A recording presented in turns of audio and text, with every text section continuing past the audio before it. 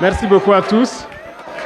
Et tout d'abord, je tenais à rendre grâce à Dieu qui a permis que cette journée se passe merveilleusement bien et que je prie que tout le monde puisse rejoindre chez lui en bonne santé après cette deuxième session et que le combat continue. Après cela,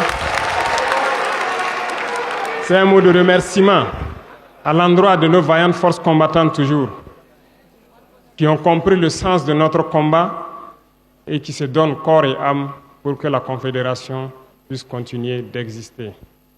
Enfin, je remercie la population de l'AES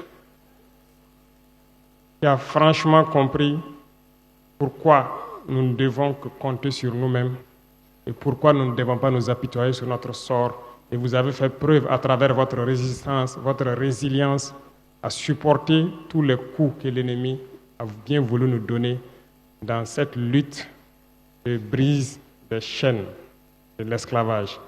Merci beaucoup. Et revenant donc à cette deuxième session, je tenais en tout cas du fond du cœur à remercier mon frère ici présent, le général d'armée Assimi Goïta, président de la transition du Mali, pour le travail énorme qui a été abattu durant ce temps depuis la création. Poser les jalons d'une telle confédération n'est pas chose aisée. Et surtout, vous avez tous été témoins de tous les défis qui ont été donc posés à nos États respectivement et à la confédération tout entière. Donc je tenais à le dire encore, merci pour tout le travail abattu, merci pour le sens de l'écoute, merci pour tous les sacrifices consentis et merci surtout à tous nos collaborateurs, les membres du gouvernement, tous les services techniques qui ont vraiment œuvré pour que cette journée soit, qui ont tout fait pour que tous les acquis qui ont été donc à l'ordre du jour aujourd'hui puissent voir le jour. Soyez remerciés une fois de plus et je souhaite que cet esprit de sacrifice, de don de soi puisse continuer parce que le seul objectif que nous avons, c'est le bonheur de nos populations. J'ai accepté avec beaucoup d'humilité et beaucoup d'interpellation donc cette lourde mission qui m'a été confiée. Beaucoup d'interpellations en ce sens que lorsqu'on regarde l'enthousiasme des peuples, nous devons de comprendre le message qui nous est passé, nous chefs d'État.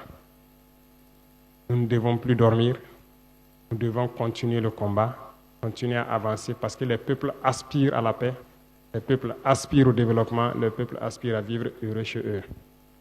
Sur ce, je tenais à féliciter chaque acteur des trois grands domaines donc, de notre confédération, les acteurs de la défense et de la sécurité, qui ont vraiment fait assez d'efforts pour contenir la menace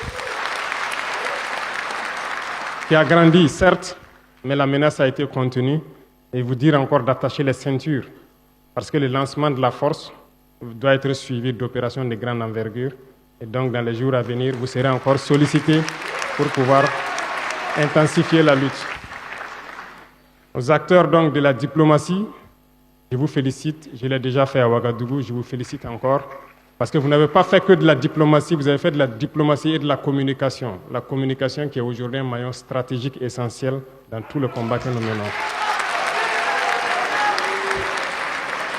Merci pour ce combat, merci pour ce sacrifice, merci pour toute la lutte pour faire reconnaître notre confédération à tous les sceptiques qui n'ont pas voulu l'accepter au début.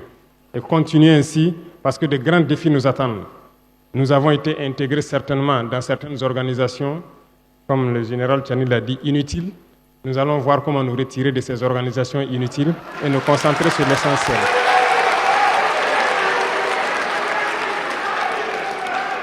Aux acteurs du développement qui est une mission transversale, après la sécurité et donc la diplomatie pour maintenir et la communication pour maintenir en veille donc l'esprit de nos populations, on pense au développement. Et le développement concerne plusieurs secteurs. Alors j'invite tout un chacun, dès à présent, à redoubler d'ardeur. Parce que nous nous sommes donné des objectifs et nous avons compris la géopolitique, nous avons compris le monde. Nous nous compterons que sur nous-mêmes a priori. Et ça, il faut que tout le monde l'intègre. L'autosuffisance alimentaire doit être une réalité dans notre confédération et nous devons nous fixer des objectifs pour cela. Nous avons de grands projets de développement, que ce soit en termes d'industrie, d'infrastructure. Nous allons batailler pour que ces projets voient le jour.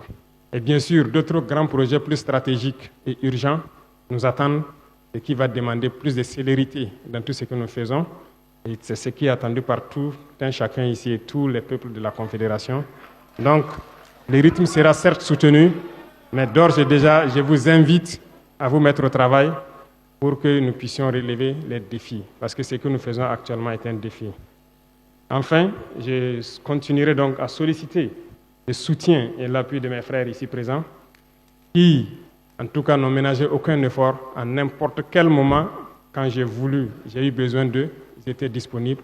Nous avons toujours ménager nos programmes pour pouvoir nous retrouver et discuter des questions essentielles. Les défis furent nombreux, il y a eu des hauts, des bas, mais l'esprit de solidarité, l'esprit de fraternité, l'esprit de tolérance a permis à ce que nous soyons là aujourd'hui.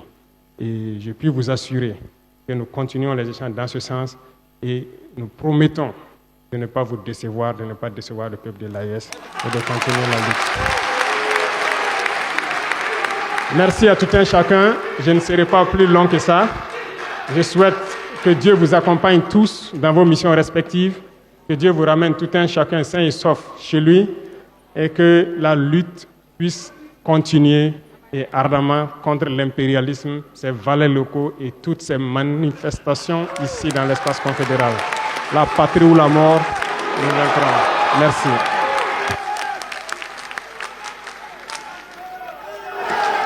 Excellence, merci.